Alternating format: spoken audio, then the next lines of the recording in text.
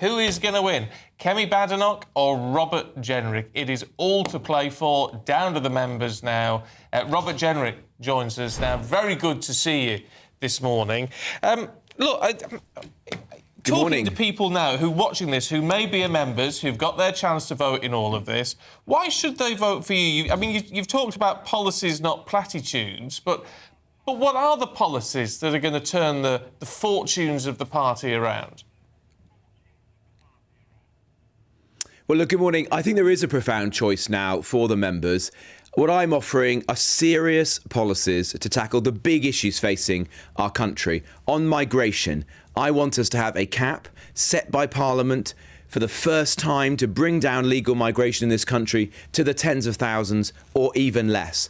On illegal migration, I want us to leave the European Convention on Human Rights as the only way in which we will secure our borders, end illegal migration, get the dangerous foreign criminals and terrorists out of our country. I also want us to get real growth going again in this country with cheap and reliable energy, giving our young people real skills, not just low-value degrees, getting people off welfare into the dignity of work, and building homes for young people. And I want to fix our public services, building a small state that actually works, not the big one today that keeps on failing, in particular in the NHS, empowering the good managers, getting rid of the bad ones so we can deliver a good quality service to the patient and protect the taxpayer. That's what I offer, not just platitudes, not more disunity and division going off down rabbit holes, but really addressing the big challenges facing this country and regaining the trust and the confidence of a sceptical public.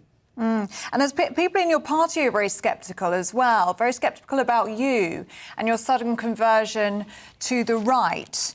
Anna Soubry describing you as a full-fat subscriber to David Cameron in 2014, a One Nation Tory. And she says you trim your sails to suit whatever political wind is blowing within the Conservative Party. What do you say to that? How genuine are you? Well, look, I'm not worried about the opinion of Anna Soubry, with all due respect. I don't think she's a member of the Conservative Party. I'm not sure she was ever a Conservative. I remember her being a member of the SDP back in the day. Look, my values haven't changed. My values haven't changed.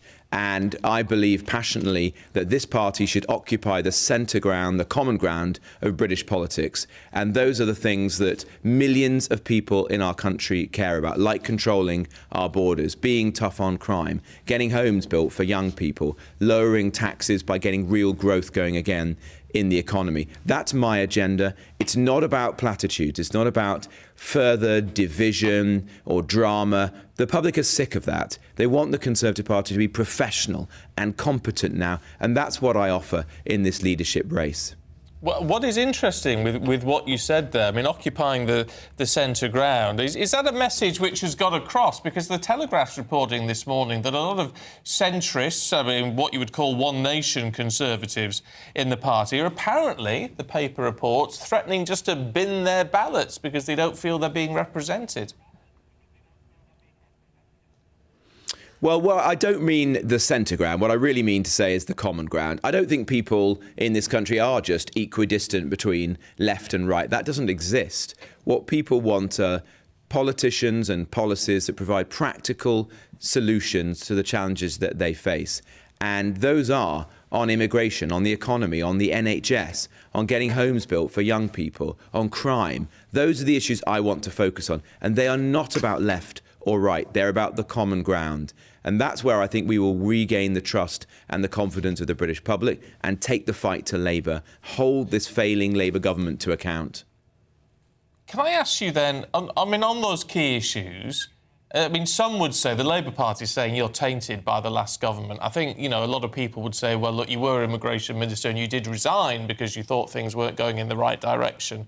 But you need to fully address what went wrong, don't you, and why Rishi Sunak was unable to deliver on all the promises he made. Absolutely. But more than anyone else in this leadership contest, I have been clear that the last Conservative government didn't deliver for the British people on some of the most important issues, whether that is on the NHS, the economy, or indeed our borders. And we've got to repent for that. Let's do that now. Let's be honest, painfully honest, about the mistakes that we've made so that we can begin the process of rebuilding trust and confidence. On immigration, look, I fought relentlessly for the biggest changes to our legal migration system ever. And that will bring down the number of people coming into this country by 300,000 every year. And you're starting to see that in the numbers. But I never saw that as the end. I saw it as the beginning. And that's why I think it's so critical that we have this cap set by Parliament in the tens of thousands. So we get back down to our historic norms. I'm the only candidate stood in this leadership contest who is promising that. And on illegal migration, I ultimately chose to resign from the cabinet because the Prime Minister and everyone who was in his cabinet at the time were willing to go along with a version of the Rwanda policy that simply wasn't going to work. I want to end the merry-go-round of legal disputes, get people out of this country who come here illegally within days, not weeks or months. That means you have to leave the ECHR. And the choice for members of the Conservative Party in this election is, are we going to leave it or are we going to remain? I'm for leave. I'm the only candidate who says that. I think it's critical because there is simply no way that we will restore confidence to the public unless we fix this problem of illegal migration. Otherwise, we will continue to lose millions of small C Conservatives to reform or staying at home because they're so disenfranchised by our politics and democracy. I'm not prepared to do that. I want us to add leaving the ECHR to the stable of Conservative policies, win the next general election, get the mandate for that and get on and do it. Well, I'm glad you've mentioned reform because they are threatening your very existence at the moment, aren't they? And especially with Kemi Badenoch and with yourself, it's clear that the Tory party now is going to swing to the right. You are offering that right-wing vote. But Nigel Farage, you lost many votes to him and the Reform Party in the last general election. You've previously said you would welcome him in to the Tory party. Do you still believe that?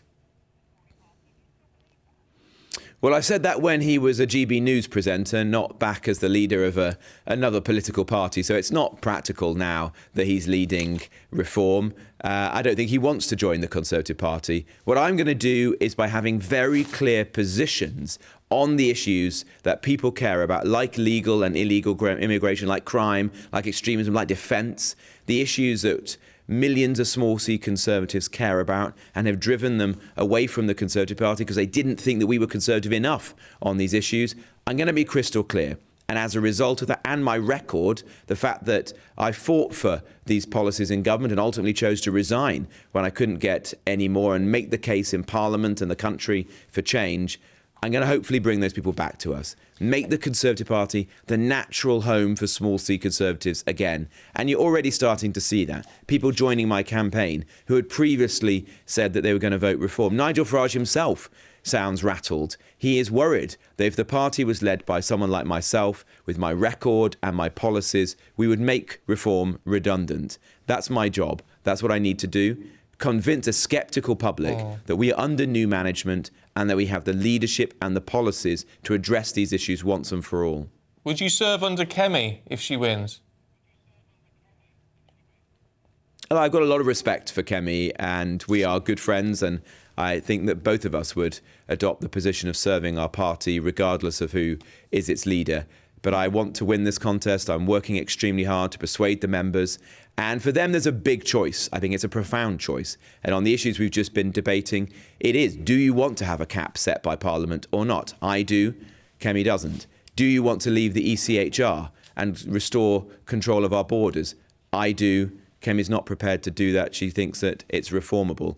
These are the choices that members need to make. And this leadership contest is our opportunity to settle these big questions and then move forward and unite around the answers.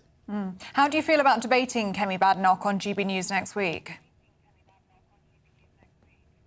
Well, I'm looking forward to it. I've said that this is a big job and you should be prepared to do interviews like this one this morning. You should put yourself, in the line of fire for as much scrutiny and accountability as possible.